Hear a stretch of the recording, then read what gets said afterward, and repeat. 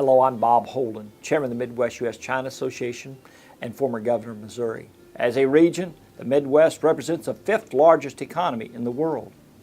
We are the air, water, and freight hub of North America and home to agriculture, manufacturing, and energy industries of our nation. These 12 states have unparalleled capacity for innovation, cultural exchange, and economic growth. Our opportunities are limitless. Also visit MidwestUSChina.com to be in contact with our executive leadership and see how other companies have used the Midwest U.S.-China Association as their one-stop shop for growth, opportunity, and partnership. Thank you for your time, and I look forward to working with you personally in the future. Thank you very much for what you do to promote U.S.-China, Midwest-China relationships and collaboration. And tell us a little bit more about your organization, Midwest U.S.-China Association, how it started. Well, I appreciate that, Lisa. This started with Senator Adlai Stevenson from Illinois, and I was on my first trip to China, opened Missouri's trade office in China, and he asked me if I wanted to be involved, and I said yes. And so that's how I got involved with all of this. And over the years, I've become very committed to trying to build these relationships between the 12 Midwestern states and the country of China, because we have so much to offer in terms of our background as a breadbasket of the world, the manufacturing hub of the automotive industry in the entire world, but we have not been as successful as we should be in building relationships among our young people in technology and businesses of the future. And I also served as chairman of the Midwest Governors Association, and involvement with that organization really led me to believe that it was time that we really forget about the state boundaries between the 12 Midwestern states and look at ourselves as a regional economy competing in a global world. And so that was my focus, and that's my focus today, is to help that transition occur, help our young people establish the relationships with other young people around the world, and focus on how we can do that through building business relationships and educational relationships, because that will lead to cultural establishments and partnerships, which means a more peaceful world for us in the Midwest, for China, and the rest of the world. And so, while I was governor, I really led efforts to improve the education system of Missouri. I thought it was very important that we make the commitment to build the relationships with young people around the world. And China, being the country that it is, the growing economy that they have, the intelligence of the parents to want their children to get a good education, I thought that would be a good match for the Midwest United States and the country of China. What would benefit both sides? What do you think the most beneficial for U.S.-China to collaborate? Well, I think both sides have to be benefited by it, or it will not be something that lasts very long.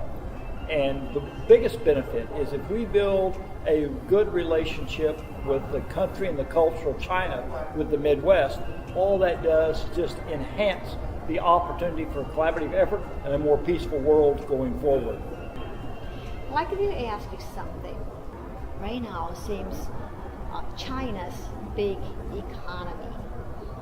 In this country, lots of people think it's a threat to them.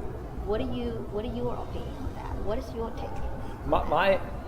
My take and my focus is, if you build relationships, it doesn't become a threat. It becomes a partnership.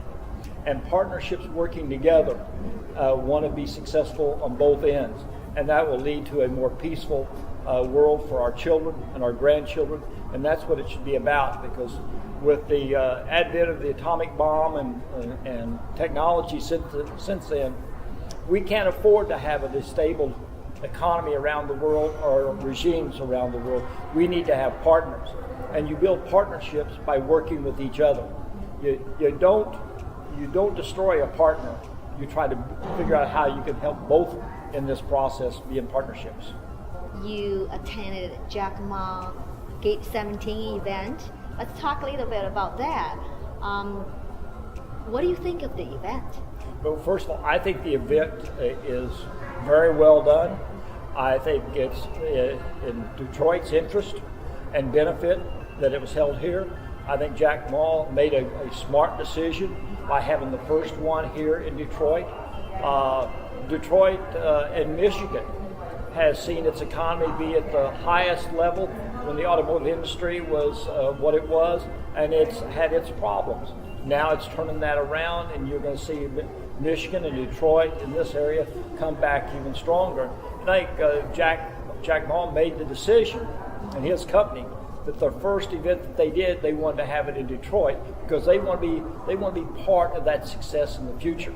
So that's really about his company, because he talks about the key to success for his company is young people. The key to success in the future for any company is going to be young people with technology and with information and with education. And the good thing is that not only here in Detroit and Michigan, but the Midwest has about 1,300 of the best academic institutions anywhere in the world.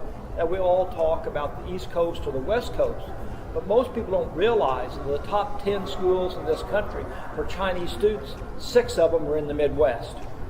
Of the top 15 congressional districts in this country for investment by Chinese interests, 7 of those 15 are in the Midwest. I do a lot of reading in Brookings Research. They do a study and evaluate the 100 largest metros in the United States and how they're doing in terms of growth and prosperity and inclusion. 20 of those cities are in the Midwest. Several of those cities are in the state of Michigan, Grand Rapids, Detroit. 7 of those cities are in Ohio. 2 of them are in Missouri. Every one of the states in the Midwest, by and large, have 1 or 2 cities in their state. But we've got to stop thinking about economies being built around state boundaries.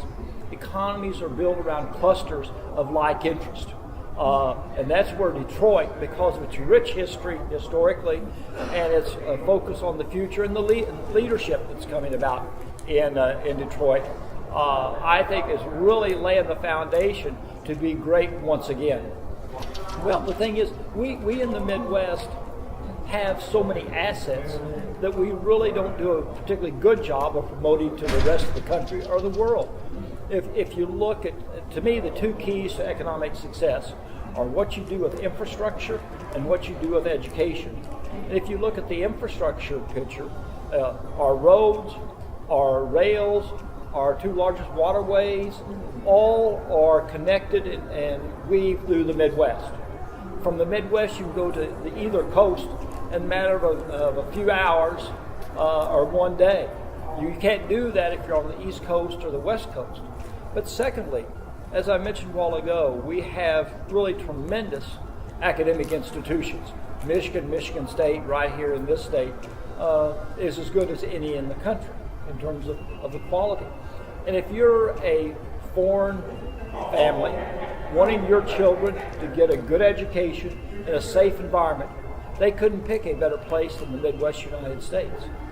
Because that's what we have to offer. We have the University of Chicago and the Northwestern and Michigan State, University of Wisconsin, Ohio State University and Dayton and Cleveland and Cincinnati. I can go on down the list. We've got these pockets of really tremendous talent and innovation and creativity. In fact, I know a major investment company that made a decision to move from the coast to the Midwest because they see the Midwest as being the future economic engine of this country. And so what I want to do as chairman in a bipartisan way is help open those opportunities for people who want to grow, want to expand, want to be successful, and help build the new Midwest United States. China President Xi Jinping hosted a summit called Road Belt. Mm-hmm. Have you heard that? Oh, I've heard it. Of course, I've been with the President of China in Iowa a few years ago when the Governor Branstad, who's going to be the next ambassador to China from Iowa. Oh, that's great. You know him? I know him. We are different political parties, but are friends. Mm-hmm. I met with him several times. We share a common agenda. I endorsed him to be the next ambassador to China. because I think he will do a very, very good job for all of us. We should really forget about partisan. So we should work together. This is about working to help our region grow, be prosperous, and give a justification for our children to want to stay here. You shouldn't want your children to stay in a community where they can't be successful, can't grow, can't be successful. And so I want our children in the Midwest, and I want children from other parts of the world to come and join that culture. And so we make a international culture the main focus of our regional culture, and build those partnerships that lead to success. Because if we want to be successful in a global economy, that means we have to be focused on how we build a platform for business in a global world. Particularly U.S.-China relationship is very important. It's extremely because those important. two, the largest. Well, it's two of the nation. largest, and it's also important because the Midwest is known as the breadbasket of the world, which is food and agriculture. We're also known as a leader in manufacturing. We have done a lot of work in the whole environmental area, in the energy area, but it's not as well recognized as other parts of the world. I want us to become more recognized because you've got places like Michigan State. You've got many smaller colleges in every one of these states that academically are very, very good. And what we're working on through Midwest U.S.-China is to build platform for STEM-type programs for high school students, also participating as college students. We're building this on the model of the Missouri Academy that was started by the president of that university several years ago, whose background is at Stanford in nanotechnology and all of that. And we start building these platforms for young people to come in the end of their high school days and the beginning of their college days, and build those so they come here to study. Then hopefully many of them will stay here to study, and they will stay somewhere in the United States to finish out their degree. That helps all of us, because not only does it help us from an economic standpoint, it helps us to understand and learn from these other cultures. And we have much to learn by other people coming to our shores. And so doing that, then I think we can access that we will have a more peaceful and competitive future. What do you think of globalization? Well, I think globalization is going to occur whether we like it or not. So let's figure out how to bend it to our benefit. And the quicker we do that in terms of integrating our academic institutions with students from around the world, as we integrate our business community from around the world, that will help speed up that process. But we're not going to stop it. So we got to figure out how to compete successfully in it. We are now in a global world. We don't have two oceans protecting us from the East Coast and the West Coast anymore. We don't have just a friendly city to sister to the north in Canada, or a country to the south of us in Mexico protecting us. We now, through and because of technology, people can talk, communicate, and produce information from around the world. And we've got to be successful in that. We've got to be on the cutting edge of that if we want our region to continue to prosper in the years ahead. Most Chinese people are really familiar with East Coast, New York, Washington, West Coast, California. Not many people are familiar with the Middle West. What is in Middle West? East Coast or West Coast? Do you not have? Well, first of all, by our culture, we are very unassuming by nature. Not all regions of our country and the world come from that same mindset. So that doesn't particularly help us. But what does help us is when we build a relationship with somebody from around the world, it's usually a lasting relationship. And what I found with my travels in China, the parents there where they have one person or two people, but mostly one. They want their child to get the best education possible, wherever that might be, in the safest environment possible, wherever that might be. And if you look at the Midwest, that's something we offer families from around the world, that their children can come to these academic institutions in the Midwest, whether it be a community college, a four-year public institution, or a private world-class institution. All different levels of our academic program can meet the needs of young people from around the world. And so what I want us to do is not so much sell ourselves, but let others see who we really are. Because we've got venues in every one of these states with the rivers and the lakes and the entertainment, the music, the culture. So much of this has initiated and come out of the Midwest from its start or its finished. I mean, our parks, our sports venues, our trails for hiking and biking, and the music that is created out of this environment leads the world. I mean, for example, in my own state of Branson, Missouri, they have more theater seats than Broadway.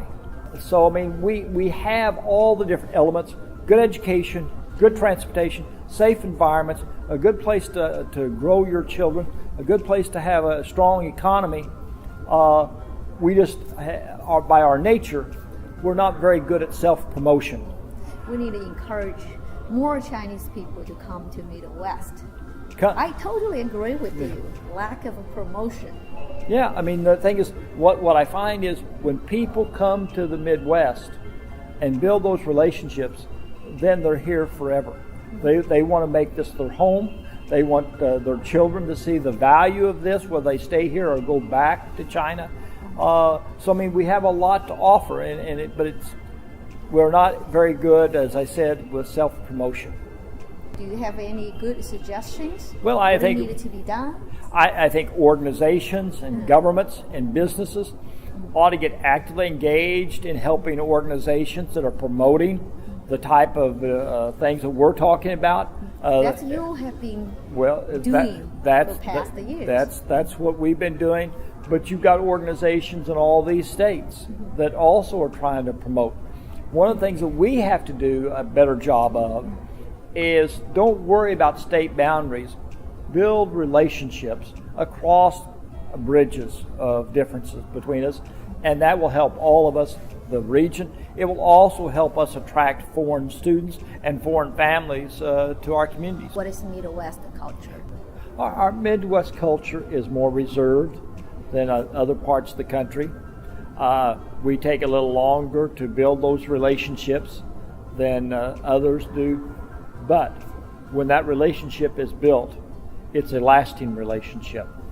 That's the reason that 240 or 50 of the Fortune 1000 companies are headquartered in the Midwest United States, because they know that solid foundation that all the states in the Midwest come from is something that helps their businesses long-term be established, be expansive, and be successful going forward, which is what we want. I mean, our worker productivity is some of the best in the world right here in the Midwest.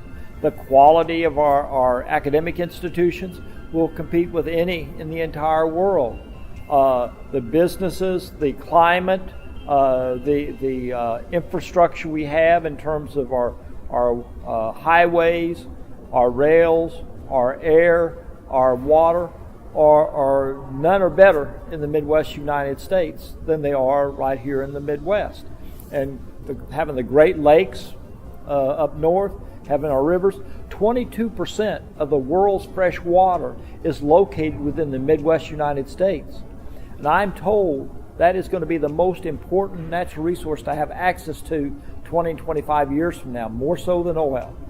So we've got all of the elements.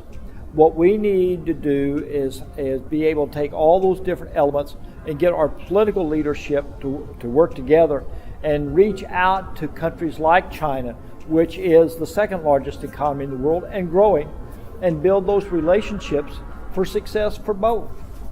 How many times you've been to China? Around 15. 15 times. Yeah, the first trip was in 2004, at the end of my term as governor. My wife and 2 children went with me on that trip because I wanted them to see China too. And since then, through my work with Senator Stevenson and the Midwest U.S. China Association and others, because I've spent a lot of time in education, I see changes in China every time I go. What strikes you most? What strikes me the most? How nice the people are. Chinese people are very friendly. Very friendly. I love the food in China. I've not had a bad trip to China. What do you find every time you travel to China? The differences between China and the United States? Well, how fast they've progressed from where they were in the early 2000s in terms of understanding the value and the importance of those relationships to where they are today. And the people in this country and this region don't fully appreciate. There's over 1 million millionaires in China. Mm-hmm. There's more billionaires in China than the entire continent of Europe. That's true. They've got 170, 180 cities, over 1 million population. Mm-hmm. They've got 1.4 billion people. We've got 300 million people. So there's an opportunity, and they're going to be the next major consumer group of our product if we will promote ourselves effectively so that we can be part of that success. And by building those relationships, strengthen those ties, and help them be successful financially and help us successfully financially, we build a better and safer world for tomorrow. You plan going to China? Well, I'll probably be in China in the next couple of months. We're working on the project I mentioned earlier about the STEM high schools on college campuses. We're going to help promote students from the Midwest to go to China to teach English as part of their curriculum. I'm very active with the American Legion Boys State and Girls State program. We've sent 2 delegations of student leaders to China. They brought 1 delegation to us. I want our young people to understand their culture, to understand their governmental processes, how they work, and what they can learn from that. And then so we can start building those bridges of how do we help our both governmental entities, our economies, grow together instead of against each other. What do you see U.S.-China relationships in the future? Well, so much of this, I hope I see a very beneficial future. I think it's very important that we continue to know and understand that you build relationships by extending your hand of friendship. You don't build your relationship by creating barriers or walls around your culture. And so I think it is extremely important that we look for ways to be collaborative, that we look for ways to work with people that want to work with us in a positive win-win situation. And we do that, then I think we can all be much more successful and much safer. Thank you so much, Governor. Well, thank you. It's such a pleasure. Thank you. Appreciate it very much. Thank you.